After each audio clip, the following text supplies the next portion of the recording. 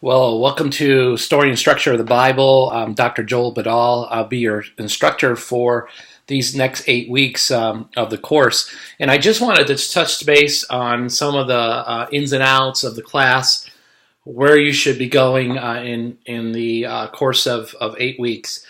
The first thing you need to know is I use videos as a way of encouraging discussion. I often come at the end of the week and talk about the topic that you have been addressing in a video format.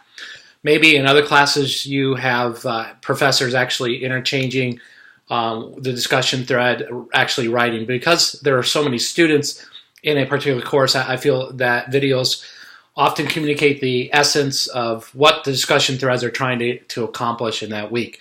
So I will post every week a video in response to the discussion threads and even the theme or the content of the material for that week.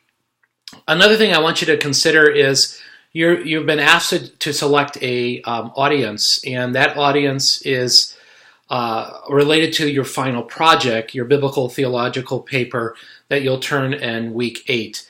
You want to make sure that both your theological topic is narrow, specific, and that you can actually get through the material quickly, but you want to connect that theme back to the audience you've chosen or you've selected. So if it's a non-believer, you're going to have some challenges there, maybe with your theological theme. I'm not saying that's without the bounds, but you're going to have to think through, does my theme, is it discipleship oriented? Can it speak to maybe a youth group? Could it speak to an adult Bible study? Or maybe it's a different type of audience that you're connecting with. So choose your audience wisely and make sure that the theological theme is narrow enough and specific enough that you can find material and data to support the direction that you intend to go in regards to your theology paper. So I hope that helps. Make sure you're accessing all of the lesson folders and the lesson resources where PDFs are located.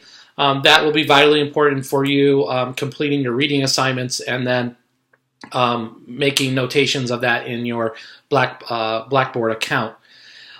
Lastly, make sure you're completing your reading and make sure you are posting every week in the discussion thread. And I know in an 8-week cycle there are things that come up. Life does happen.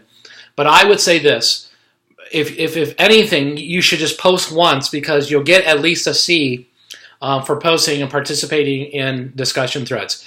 If you don't post at all, what's going to happen is you're going to get a failure grade, an F, and the weighted score for the section of discussion thread is very high, and so you want to make sure that you're getting all of your points awarded to you.